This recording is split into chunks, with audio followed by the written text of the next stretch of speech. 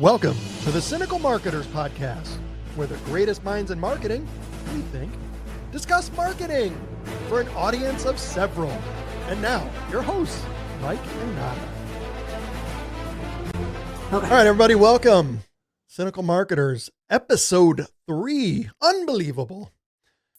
Getting there. I know. Getting to that top 20. We are rolling along on our way to that 20. Yep. All right, and this week, some controversial topic. It's been big on LinkedIn. We've been talking about this, and the several of you who are going to possibly listen or watch this, we are going to talk about everybody who says they're leaving Meta because they're just so unhappy that Zuckerberg made the announcement they're getting rid of the fact checkers. Yes. So over the last week to 2 weeks, some privacy and some fact checking things have changed on Facebook. And they're kind of leaning more into the X model now with the community notes. And so Mark Zuckerberg made that announcement, and it seemed to have upset a lot of people because the trend that we're seeing on LinkedIn is a lot of folks in our industry who are saying they are leaving Meta. They are taking their clients off Facebook, off of social media, which also seems to include paid ads. I don't know, though, if they're taking their clients off. They're just making big performative announcements themselves to say, I am leaving Meta. We cannot stand for this, whatever Meta's doing. Now, because I've commented a couple of times, like, well, you're a consultant. Are the brands you're working with still on Meta, or are you telling them to go off? And if they won't, are you then going to fire your clients? Right. What kind of a stand are you actually taking here? Is this real, or you just making a big grand LinkedIn announcement? I think it's twofold, because I have seen people say that they're upset by the changes. And I think to some extent we're not going to make this political, you guys that are listening. Right. This is not a political discussion. This is a business discussion.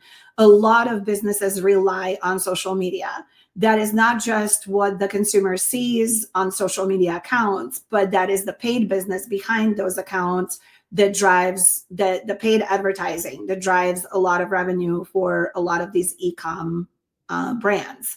And so making a statement that says that they are abandoning Facebook and Instagram, and Threads, which are all Meta companies, and choosing to not be on those platforms is an interesting stance to me that is twofold, really. A lot of people rely on social media presence for brand proof, like to, show that their business is legitimate, that they have followers, they have content on their social media, because consumers, we know, tend to gravitate to social media to verify if a brand is legit. And then also from doing what we do, we know that a lot of brands rely on advertising on Meta, and that a lot of revenue for a lot of brands is driven by Meta advertising. So if you get off of these platforms, where are you going? That is the question that nobody's been able to answer yet this week, right? Yeah, what are you replacing it with? Okay, you're mad, fine, which I don't get to begin with. I said to you before that anyone who's this mad at any of the social media platforms, it means you don't actually work in social media, and you're probably not actually active. You hate Facebook now? Why now? It's been terrible forever. Always and forever. You're mad now? I don't know. But yes, it's super important. And we have clients who that's the only place they exist is Meta. And they have for many, many, many years, and they do well. And they've made a business with this. Where would they go? Yeah. It's not just you just flip the switch and go to Google now. No, you can't. Businesses are different. Things happen differently on Google. It's a different type of ad that you're selling there, and a different type of motivation, and level of interest from somebody. And TikTok is getting banned on the 19th, possibly, something right? like that. Supposedly. So if TikTok goes away and then you're telling everyone you're going to leave Facebook and Instagram and Threads, Meta, where are you going? Where are you going? And that's been my question, right? Like, so this is a little bit of a place where you and I disagree, in that you don't get why people are upset, and I get why people are upset. My only question then as a marketing person is like, I get it, stand your moral ground. I think if that is what your business feels is necessary to do, and I think a lot of us like voice what we stand for with our money, fine. Then get off Facebook, get off Instagram, get off those platforms entirely. The question that I have then is, where are you going? Because people will still continue, I think consumers will still continue to social proof on those platforms to look for you there. And I also think that if you decide to take your paid budget someplace else, where exactly will you go? Because Google, like you mentioned, Mike, like Google relies very heavily on, like Google advertising relies very heavily on the consumer first taking action, right? They have to search for something for those ads to be there. Where Meta does it, it's based on your behavior overall on your social platforms, on your phone browser, computer browser, whatever, all the fun retargeting things that happen on the paid side.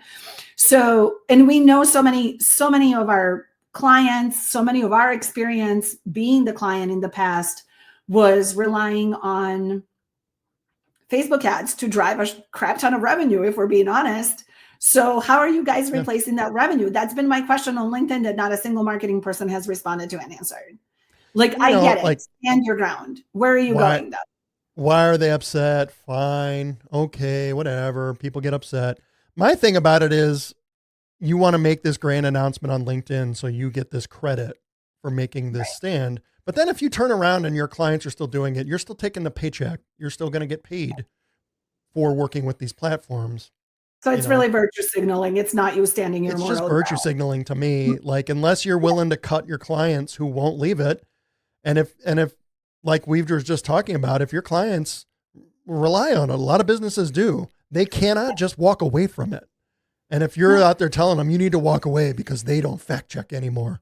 Okay, well, what are you going to do differently then to replace this? And if there were the other option to do something that I could get that same revenue for, why weren't you having me do that other thing and grow my revenue?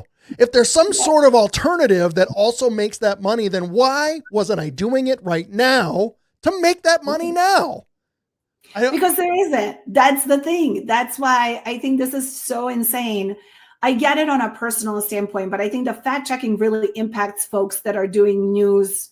Like we talked about this, right? Like news type of, announcements, blog posts for a company, for a brand that is doing advertising.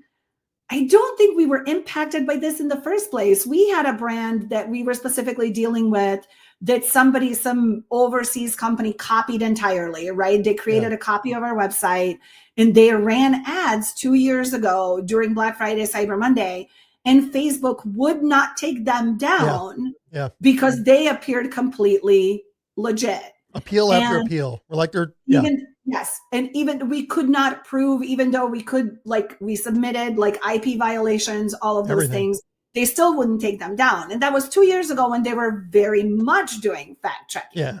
So nothing's changed for paid ads here, I don't think, at least not in my opinion, right?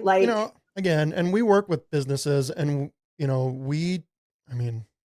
I grew a business to $80 million on Facebook. Yeah. Now that 10 years ago and, 4 years, 5 years doing that.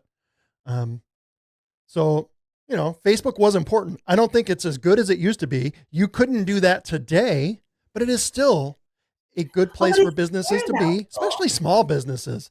Right. I've thought this about social media in general for years, and I'm not the only one who thinks this. I'm not the genius who came up with this, but it has been the greatest, leveler of the playing field for small businesses because it gives you access to potential customers in ways that businesses didn't have prior to social media. You know what? You had to spend expensive spends on radio or even local TV. If you were just going to do local, still expensive. And these are blocks of buying that you have to do that once you make that investment, it's gone no matter how it performs.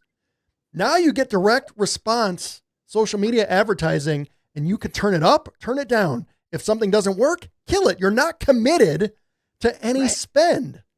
And you can get in front of people in ways that you just couldn't do in the past. And it has created so many opportunities for small businesses out there. And people are mad at it. Social media has always had a large section of it that's just awful. It's terrible. Goodness, But it's not you. That's not your community. That's not your business. Your business is not out there, for the most part. And the people we work with, we're not putting bad out into the world and onto social media and feeding into that. And just because you're there and because some other idiot is there who might post stuff that is just, your crazy aunt or uncle who posts some conspiracy theory stuff. Who cares? Everyone knows that person's an idiot. And it had nothing to do with you and what your business is doing here and the message that you're telling people. And just because you exist there, it doesn't mean that you endorse messages of idiots. Right. It's just crazy.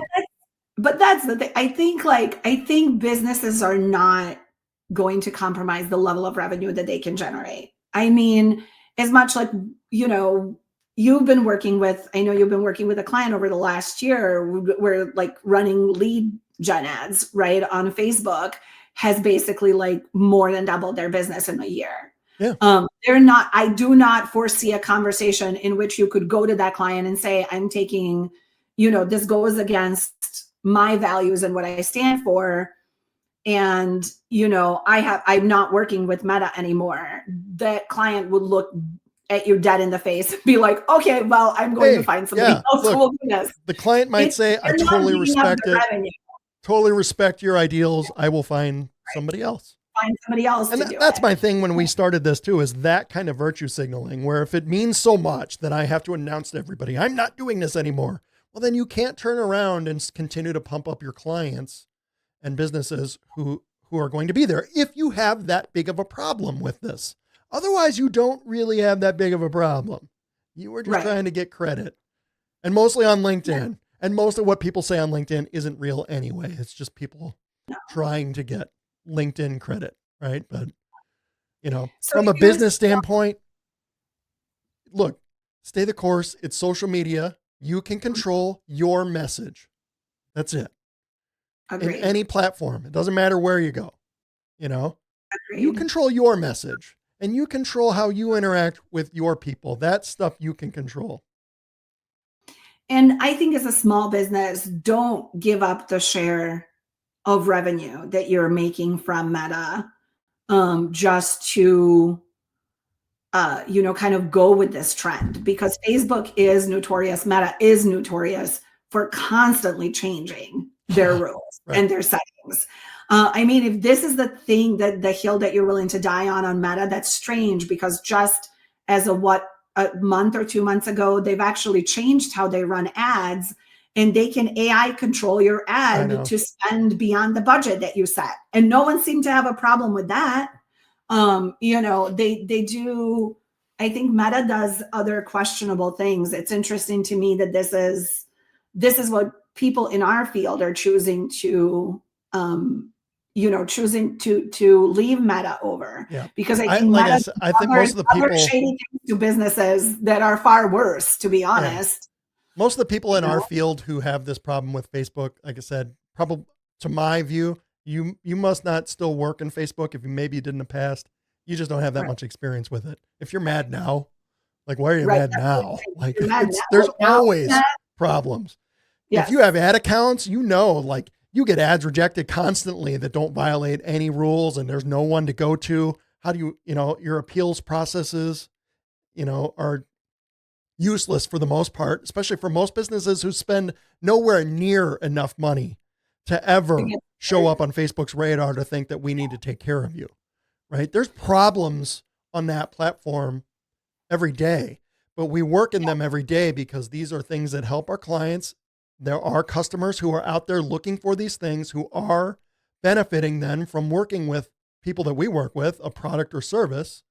And there are good things that still happen there. You're unhappy with this one thing. Great. If you're that unhappy, then you should stop working with it altogether. Otherwise, virtue signaling, I think. But from a business standpoint, I don't think many businesses, if they're there today, there's just not the alternative for them. Like TikTok might be going away on the 19th, right? So that's a big one. So what are you going to do? If you're mad at Facebook now, you're likely also mad at Twitter. So are Right. you taking people to Twitter? You probably won't. So No. what do you have? So it's LinkedIn? interesting. I think really the Pinterest? takeaway for us and from if from what you're saying, Mike, is if you're a small business, stay the course, right? Yeah. There's still benefits there for you. And if you're a marketing professional that is so adamant about not working with Meta anymore, we would love to hear from you all about where you are going. How can Where you are you replace going it? to That's replace yeah. that revenue?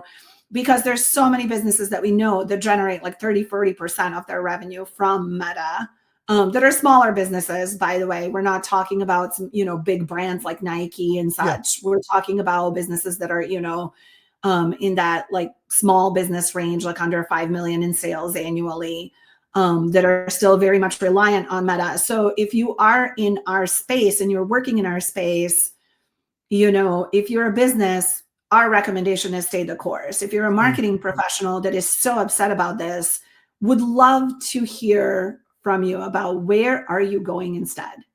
I think that's my Yeah. question for the marketing folks. Where are you going? Because I have not figured that out. There's I no think amount of emails, no amount of retention, no amount of loyalty, SMS messaging that is going to replace the revenue that can be brought in by Facebook ads, Instagram ads, Meta, whatever you want to call I think them. there's a lot of folks who just don't have respect for um, the revenue for small businesses and what that means. And, especially in a marketing world, the marketing consultants and agencies, they work with big brands and big money, and they don't get it when a mom and pop business is making money, what that money, pays What that bills, does, puts kids in school. It's super important. And they're right? operating on a lot of them very tight margins. And if they're doing well, it's because they've been doing it for a while. And it's not like they can just turn it off and replace it somewhere. So yeah, Right. stay the Yeah. course Stay like you've always done. If guys. you're in business, there's crazy Yeah. things that come and go. But if you want to stay in business, you just weather the storms and keep putting your message out to people and keep helping your customers. That's all you can do. Yeah. We can't control anything else. You can control your message and you can control how you interact on social media and what you put out to the world. Can't control anything Yep. else, and don't worry about it. Yeah. Agreed. So I think I definitely agree with that. that's our All thoughts. right. I'm sure we're going to make some people mad, or at least I have, I am sure today, but You've done a that's, good job on LinkedIn this week, so we're good. I We're know already ahead of that. So, that's all episode right. 3, everybody. Thank you so much for Episode tuning 3. in. We appreciate it. Look out for us next week. And if you haven't listened to the first 2, check those things out too.